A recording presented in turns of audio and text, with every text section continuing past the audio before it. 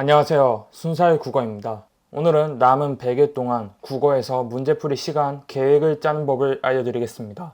이 계획을 짜고 나면 어떤 부분에서 정확히 어떤 문제가 있는지를 스스로 알 수 있으리라 생각합니다. 먼저 문학의 시간을 쪼개서 봐야 됩니다. 첫 번째는 이렇게 현대시, 고전시, 현대소설, 고전소설, 수필, 극, 장르별로 나누고, 두 번째로 연계 여부에 따라서 두 가지로 나눠야 됩니다. 연계 여부로 나눠서 현대시는 내가 연계되었을 때 5분 만에 한 세트를 풀 것 같다. 비연계됐을 때는 1분 정도를 더 써야 될 것 같다. 이런 식으로 쓰시면 됩니다. 근데 여러분들이 연계된 시험을 6월 모의평가 이외에는 풀어보신 적이 없으셔서 이걸 어떻게 적으시는 게 좋냐면, 먼저 5개년 수능 기출 문제가 있을 겁니다. 5개년 수능 기출을 장르별로 다 풀어본 다음에 평균 시간을 비연계에 쓰시고, 평균 시간을 쓰신 거에서 1분을 빼서 여기에 적으시면 아마도 적절하게 적힐 것 같습니다. 실제로는 연계 공부를 열심히 하시면 현대시가 연계되었을 때 3분 만에 푸시는 분들도 실제로 있습니다. 따라서 이거는 참고용으로만 보시기를 권장합니다. 여러분들이 연계 공부를 열심히 지금까지 하셨다면 9월 모의평가에서 연계 공부에 대한 체감을 해보실 수 있을 텐데요. 그 시간에 나중에 구평 이후에 고려해서 다시 계획을 잡으셔도 좋은 방법이 됩니다. 그러고 나서 이걸 다 적고 난다면 상황에 따라서 소요 시간이 얼마나 드는지를 볼 수 있습니다. 소설이 둘 다 비연계될 수도 있고, 소설 한 개, 시 한 개 이렇게 비연계될 수도 있고, 시랑 수필만 비연계될 수도 있겠죠.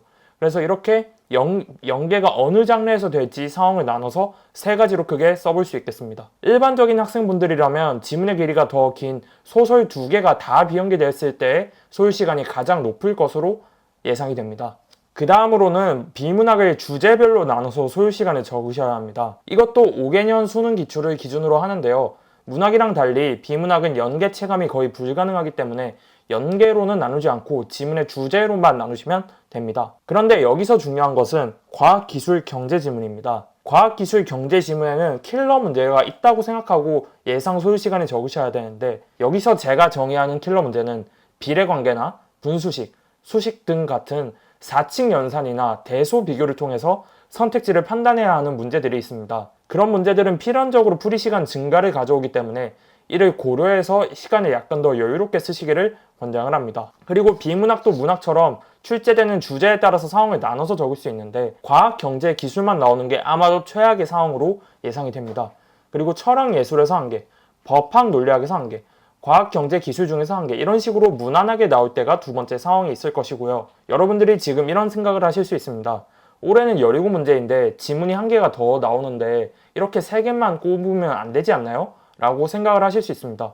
그 생각이 맞습니다. 17문제이기 때문에 여기서 적으신 시간에 플러스 2분에서 3분을 최소로 추가하셔야 됩니다.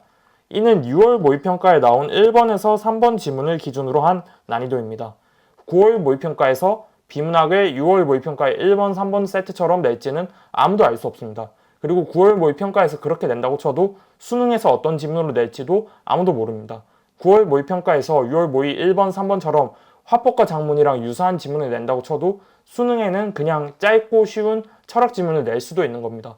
이거는 아무도 모르는 거라서 대강 이렇게 2분, 3분 참고용으로만 적으시면 됩니다. 이렇게 문학에서 시간을 다 채워서 넣으시고 비문학에서 시간을 다 채워서 넣으시면 이런 식으로 비문학에서 최상의 상황일 때, 최악의 상황일 때, 문학에서 최상의 상황일 때, 최악의 상황일 때를 나눠서 시간을 쓰실 수 있을 거고요. 그리고 선택 영역도 유사한 논리로 기출문제 5개년 정도를 푸셔서 최상의 상황과 최악의 상황을 나눠서 쓰실 수 있을 겁니다. 단 언어와 매체는 이거를 언어 영역에 한해서만 쓸 수 있겠죠. 매체는 기출문제가 없으니까요. 이렇게 쓰신 다음에 셋 다 최악의 상황일 때 소요 시간이 어느 정도 드시는지를 적으셔야 됩니다. 만약에 셋 다 최악의 상황일 때 소요 시간이 97분이라고 들면 여러분들은 17분 정도의 문제 풀이 시간에 푸는 문제만큼 손절을 하셔야 됩니다. 이게 굉장히 이 자료 활용해서 가장 중요한 부분 중에 하나입니다. 여러분들이 열심히 공부를 하셨다면 97분까지는 안 뜨고 매우 높은 확률로 85분에서 90분으로 뜰 확률이 되게 높아요. 2, 3, 4등급 학생들은 대부분 이 정도로 뜹니다. 95분 넘어가는 경우는 잘 없습니다. 이러면 5분만큼 본인이 푸는 분량만큼 문제 개수를 손절해야 되는데 이 손절을 비문학의 특정 어떤 영역에서 손절을 할 것인지, 문학에서 어떤 영역에서 손절을 할 것인지를 시험장 들어가기 전에 정하고 들어가야 됩니다. 냉혹하지만 이게 현실입니다. 물론 8월, 9월, 10월까지 공부를 하면서 실력이 느는 것도 맞고 그 실력이 느는 과정에서 이게 80분 이하로 끊길 수도 있어요. 그게 가장 이상적입니다. 그런데 실전에서는 그게 아닐 수도 있어요. 실전에서는 시간이 약간 더 초과되고 1분 더 초과해서 한 문제 못 푸는 상황이 수능에서는 비일비재합니다. 그게 아니면 국어 만점자가 1000명 이하로 항상 떨어질 이유가 없습니다. 1000명이 넘은 적이 5개년 동안 한 번도 없어요. 국어 100점이. 그렇기 때문에 1분이라도 초과한다는 전제하에는 여러분들이 대체 어느 부분에서 시간이 많이 드는 건지를 이런 식으로 세분화하셔서 쓰셔야 합니다. 비문학에서 철학예술 지문을 풀 때 지문 읽는 시간이 몇 분 몇 초인지, 문제 푸는 시간이 몇 분 몇 초인지 이런 식으로 다 쓰고 문학에서도 다 똑같이 다 써야 됩니다. 이렇게 써야 본인이 특정 영역에서 시간이 왜 더 많이 걸리는지가 좀 더 명확하고 뚜렷하게 보입니다.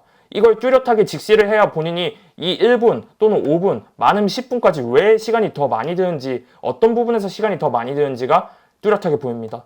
그걸 직시하고 3개월 동안 때려 박아서 어떻게든 80분 이내로 다 풀리게 만들어야 하는 게 가장 이상적인데 3개월 동안 했는데 11월 초에 이거를 똑같이 다 썼는데도 81분, 82분 이렇게 뜬다. 그러면은 그냥 한 문제에서 두 문제 버린다고 생각하고 들어가야 됩니다. 어쩔 수 없습니다. 국어 100점은 1000명 이상 맞을 수가 없어요. 그렇기 때문에 여러분들이 현실적으로 생각을 하시되 여러분들이 약점을 최대한 해결하는 용도로 이 시트를 활용하시고 수능 직전까지 이 시트를 활용해서 본인의 약점을 파악하고 열심히 했는데도 안 되면 그거는 어쩔 수 없습니다. 그거는 어쩔 수 없어요.